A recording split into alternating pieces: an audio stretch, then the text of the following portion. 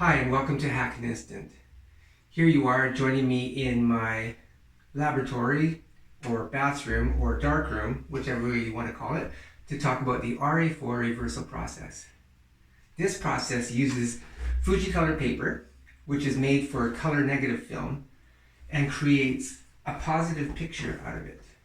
And what needs to happen is the paper needs to be developed in black and white chemistry first, and then fogged in the light, and then processed with color chemistry.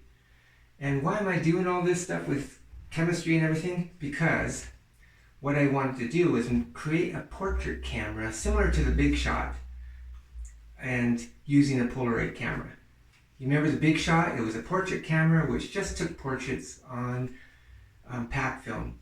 Well, what I did with this camera is I managed to find this Polaroid 2.2x telephoto lens adapter. I printed up a 3D printed adapter for it so that I can put it onto the front of this Polaroid, and then I modified this Polaroid to use 4x5 film, put a 4x5 back on it, and I also removed the cover for the flash because it's kind of a bluish cover, and I wanted to correct for that. And I hardwired the shutter so that it shot at 1/30th of a second just for flash. So how is this all going to work out? Well, let's get to the beginning of the whole RA-4 process by talking about the chemistry. So you can just go out and buy a RA-4 chemistry kit, and that's just fine. It works great. But up here in Canada, the chemicals are quite expensive. So I was in a camera store the other day, and I saw this chemical, CD3.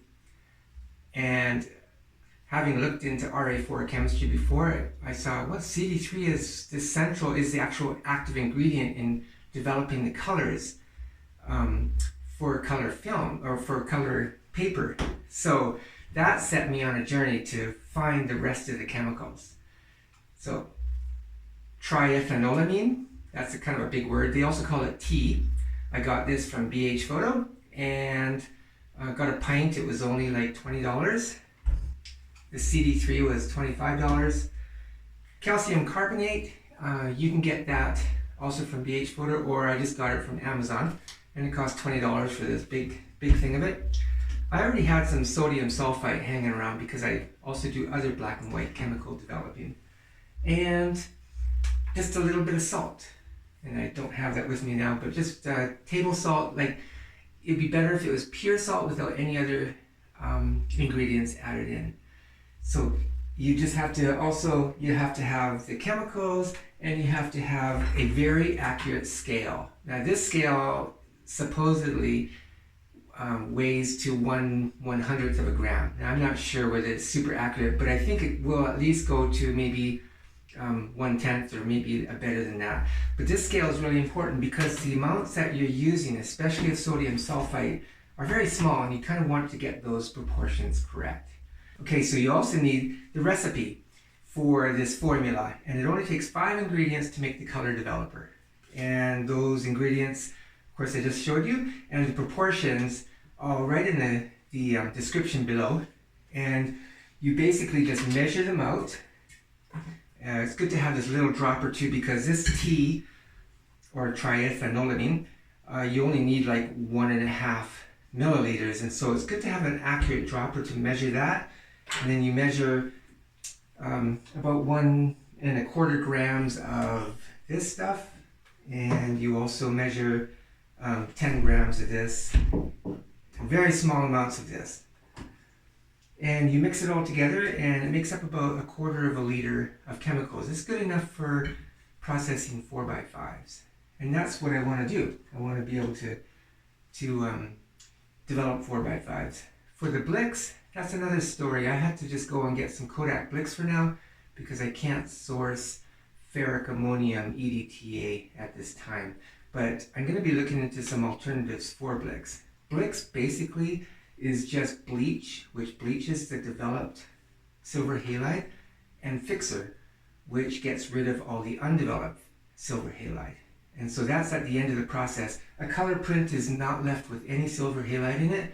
it's just left with the dyes that get developed from the exposed silver halide.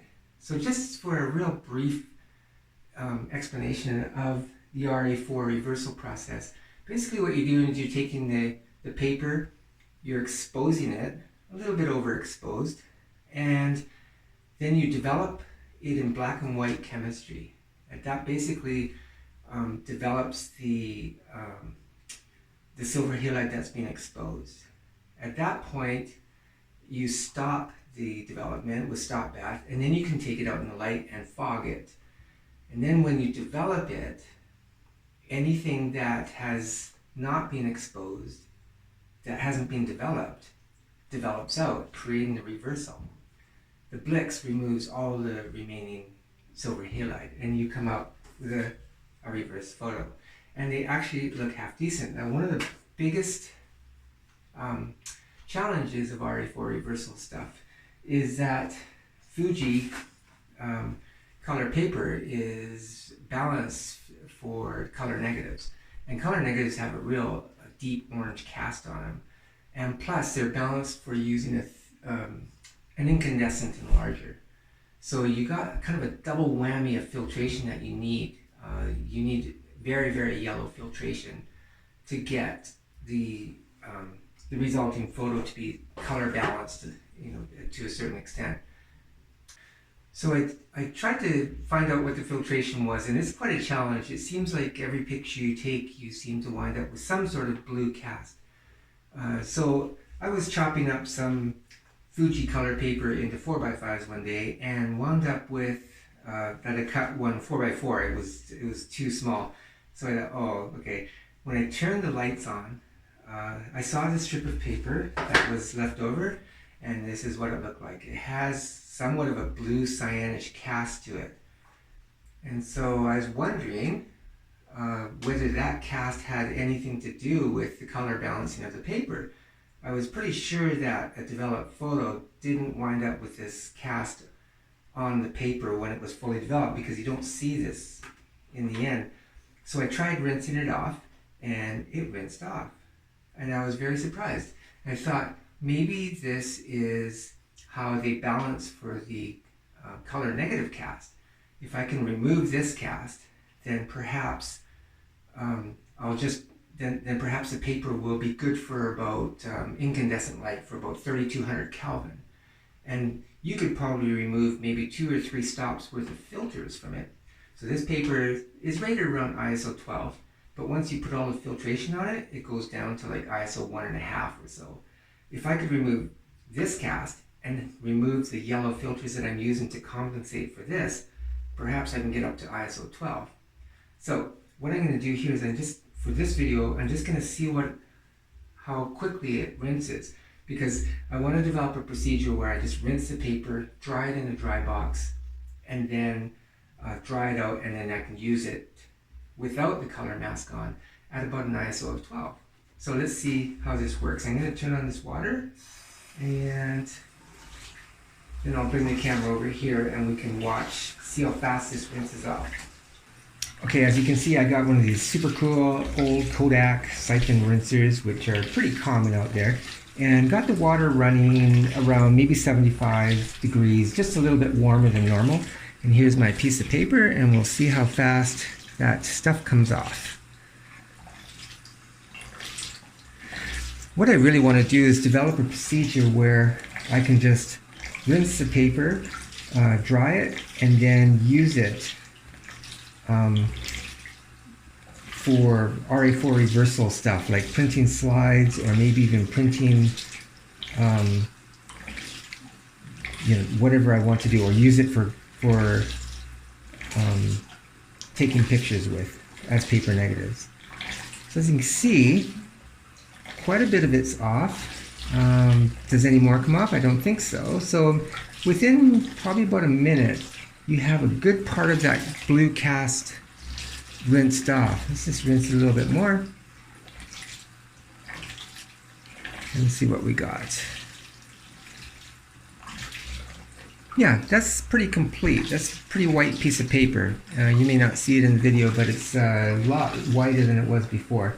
Of course, this piece of paper is now exposed and it won't be worth anything, but I just wanted to see how fast it actually rinsed, so that when I'm working in the dark, because you have to do all of this in the dark, you have to rinse it all in the dark. So I wanted to know about how long it took. So originally I made this drying box as a substitute for a changing bag, which I didn't have at the time. I just made it out of foam core and glued it together, taped it together with some Gorilla Tape, and I put a door on it which has all the light seals on it, so that the light has to travel at least 180 degrees before it gets in, and that way it prevents the light from coming into the box. I also put little armholes on it that I don't use. But what I would do is I also made a little drying rack, very quickly done, just to help stack the paper so that I can fit it into the box and have it dry for a couple hours. That way I can wash a bunch of paper and dry it for a couple hours and then slice it up to the right size, 4x5, so I can use it in my camera. And why would you want to use washed paper? Well, I'm thinking that there's a couple of reasons. Number one is that you've just removed probably the color compensating layer for the negative cast. And that color compensating layer is very tricky to compensate for in filtration. And I think rather than trying to find the right filtration to compensate for this color mask, or let's say the same filtration as a negative mask, why not just wash off the mask off with this and start fresh? And in my earlier tests, I found out that when I used just raw paper in incandescent light, around 3200 Kelvin light, I measured it, that the colors come out pretty close. So my thinking is that this paper unwashed is balanced for 3200 Kelvin. Now, putting on that extra blue cast, or blue or cyan, it looked kind of cyanish green or whatever, cast on the paper does compensate for the color negative mask. And as I said, it's very difficult to compensate for that. The other thing is, why would I keep the mask on and then compensate it for extra yellow filtration if I can just remove the mask and remove the yellow filtration? This will give me 2 or 3 stops of extra ISO. So rather than shooting at an ISO of 1.5, I might be able to shoot at an ISO up to 12. And so this is the sort of thing that we're going to test. The other reason is because I want to shoot this paper in this Polaroid camera. Okay, so this is going to get a little technical, so just try and follow with me. These, in order to shoot with a Polaroid camera, I'm using an M3 flashbulb attachment. M3 flashbulbs are very powerful. They're about 200, the guide number of 200 to 100 ISO, which is pretty powerful. Now, Polaroid usually has a blue mask over here to correct for the color for these.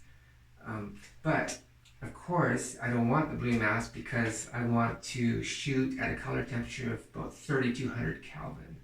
So, what I would have to do then is remove that blue mask and then figure out, well, what are these M3 bulbs balanced for? And I read on the internet somewhere that it's about 4200 Kelvin.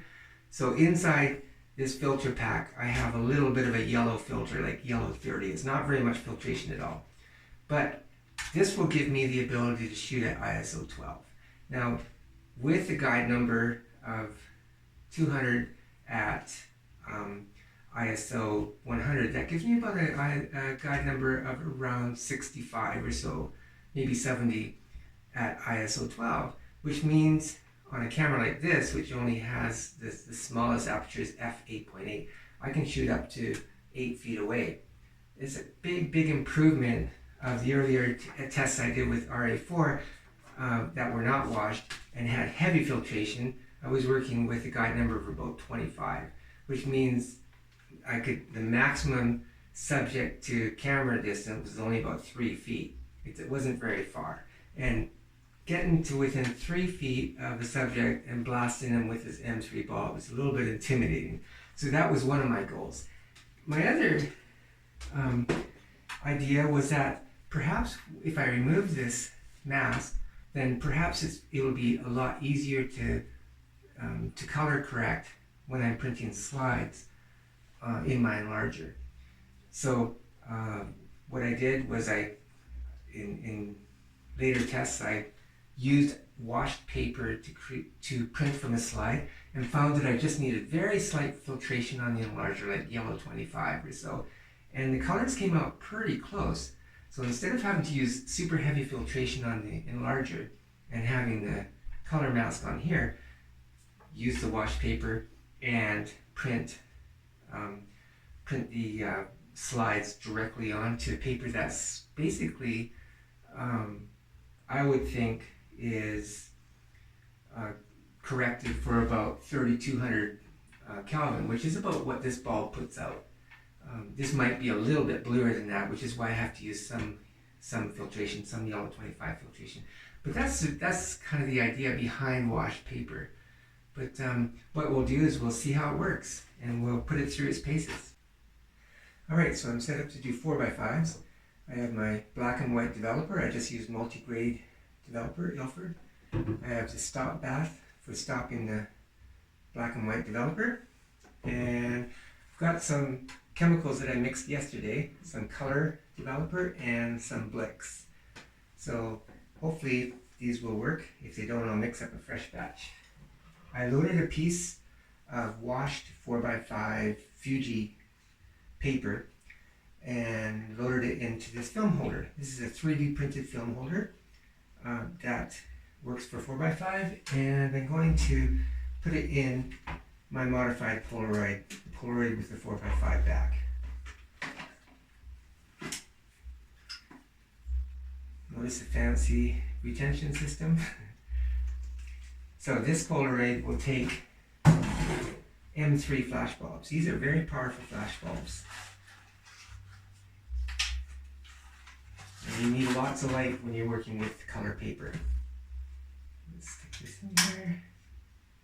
I set the aperture for f12.5, and I'm just going to take a random picture of the shower curtain and this wall hanging here.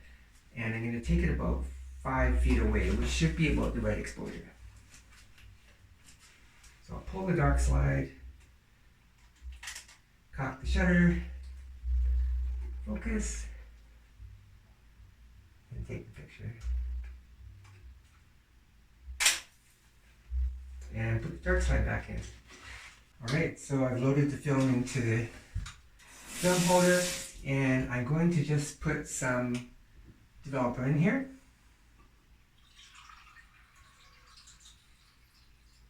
I figure around 200 milliliters works, and I'm just going to start developing it for about 3 minutes. Alright, that's been about 3 minutes. We will pour the developer back into the jar because we're going to use it again. We can use this developer for probably, I'm thinking about 10 prints. And I usually just give it a real quick rinse to kind of save the stop bath a little bit. But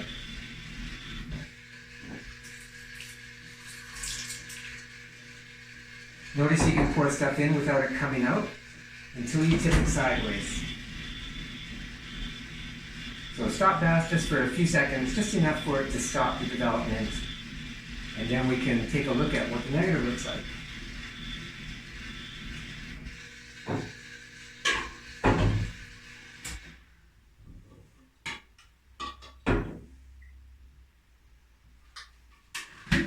Put it up, and we have a negative. It doesn't look like much right now, but that actually looks like a pretty good exposure to me. I'm going to rinse it off just in water, just to kind of take some of the stop bath off, because the next developer is quite alkaline, and the stop bath can actually ruin the developer if you get any acid in it at all. I'm going to give it a real quick rinse, maybe a 20-second rinse, and then we'll put it in the developer.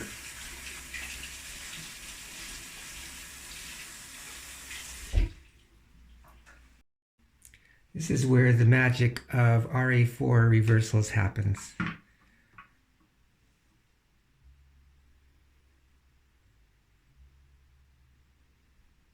You notice the vignetting? That's because we're pushing that Polaroid lens pretty hard.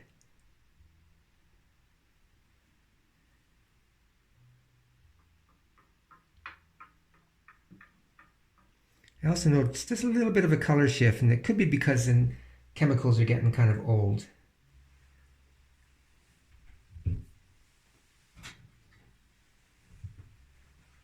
I heated these chemicals up a little bit just to make them work a little bit faster, and they seem to work fine.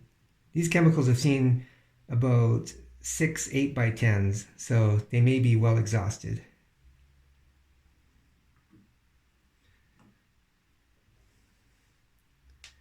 All right, so you'll notice the color shift is quite blue. I'll rinse this in water and then put it in the Blix.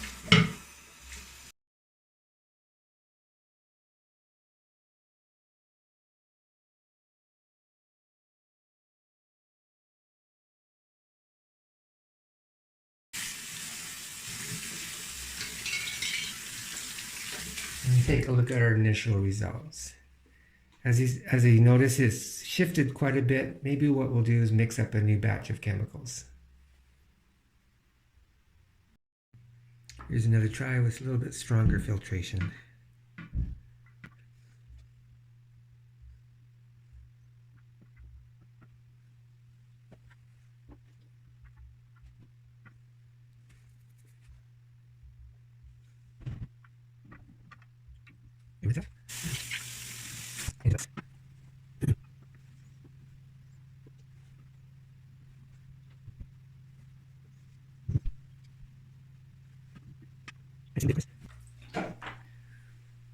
A little more true to color. It still has a little bit of a blue cast, maybe a little bit greenish. I might have to add a little bit more magenta.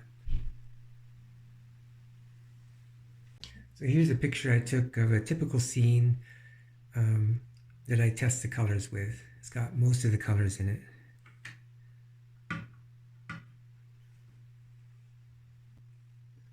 It's also RA-4. That's not out. This is what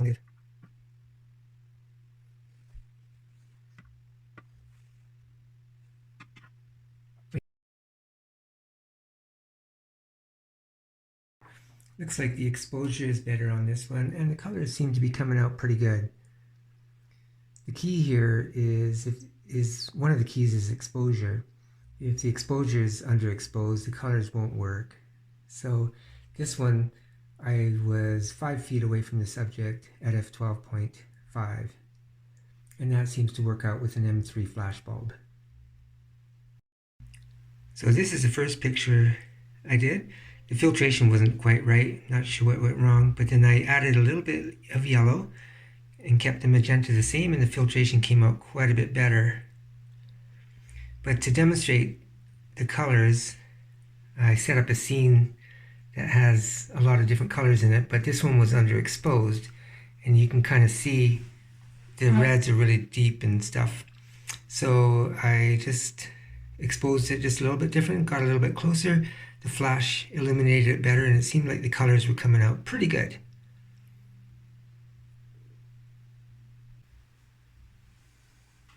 All right, that's my testing, RA-4 testing for the day, taken with this Polaroid camera.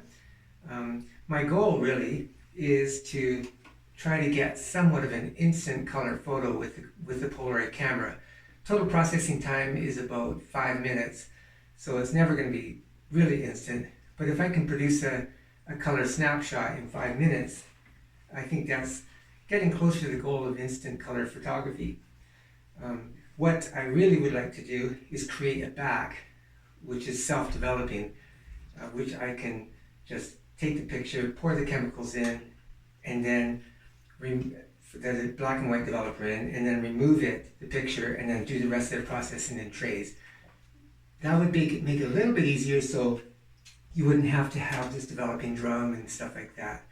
But that's kind of, I don't know when I'll work on that, but if I do, I'll be sure to make a video on it. All right, thanks for joining me today, and that's all I have. And thank you.